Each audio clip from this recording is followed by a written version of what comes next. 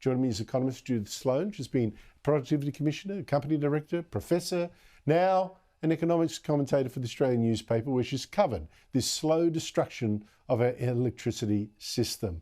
Judith Sloan, great to see you again. Victoria's new State Electricity Commission, set up by Daniel Andrews to run the state on green power. In just 10 years, drive down prices, a bit more than 10 years. How much trouble is it in? Well, Andrew, it was always a complete stunt. And the thing is, people should have known it, and it should have been much more widely broadcast at the time. I mean, $1 billion of capital, given the kind of figures you just quoted about the required investment to, get to net zero and become totally reliant on renewable energy with backup. I mean, $1 billion doesn't, hit the side of the cup. And of course, they have to remain the majority owner, 51%. As you say, what private investor, including the superannuation funds, want to be part of this game when one of the explicit objectives is to lower prices, in other words, to have lower returns. Now, I think we're in real trouble in Victoria.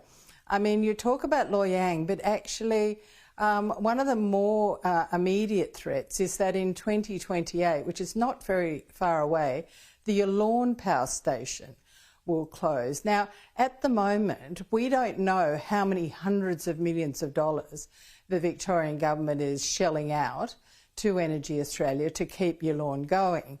I've tried very, very hard, and you know me, Andrew, I can be a bit of a terrier, but it's absolutely impossible to find out how much money they're handing over to that company to keep that brown coal-fired power station, Sloan, going.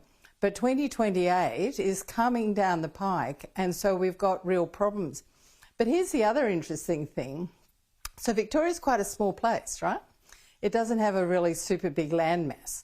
And so what they've realised is that the landmass required for solar and wind is such that we would have to take over 70% of land currently used for agriculture if we wanted to get to their, wow. I think it's 2035, they've got a target. Now, that ain't going to happen, right? So what they've decided to do, the brainiacs there in Spring Street, that they've decided to go offshore, right? So I think they've established a renewable zone down in Gippsland, and I think there might be one now down towards Portland and Warrnambool, that area. The trouble with that is that they're hideously expensive, those offshore turbines. They're like between 4 and 10 times an onshore turbine.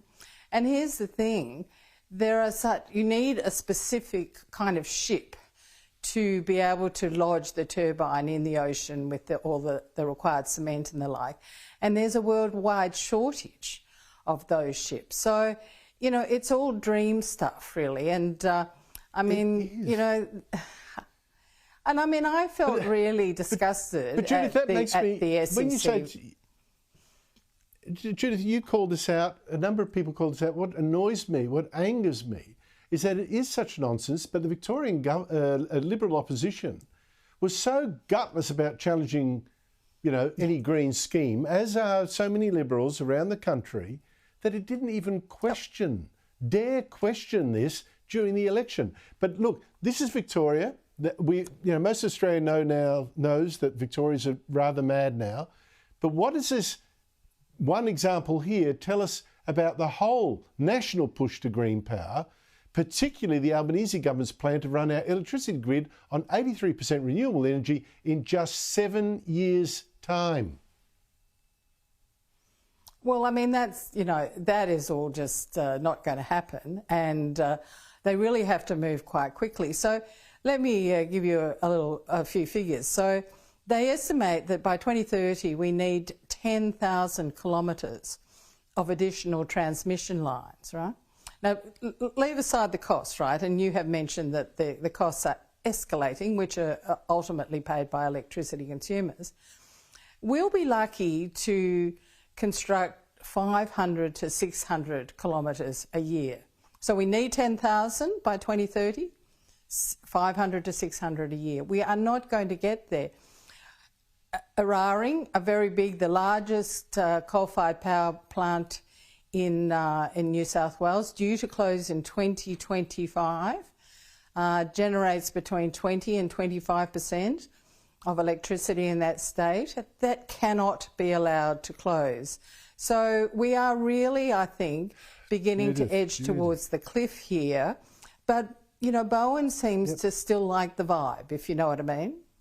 But, vibes eventually hit the wall. I don't see him pulling his head in. Judith, this is frightening me. That man is so cocksure about something that's fallen to pieces in it. And, we're all going to pay higher power prices and we won't actually have reliable electricity in return. It's just extraordinary. Judith Sloan, I urge people to read what you have been writing in the Australian. Follow it because you've been right on top of this. And it staggers me that politicians aren't waking up and trying to save us from what's coming. Thank you so much for your time.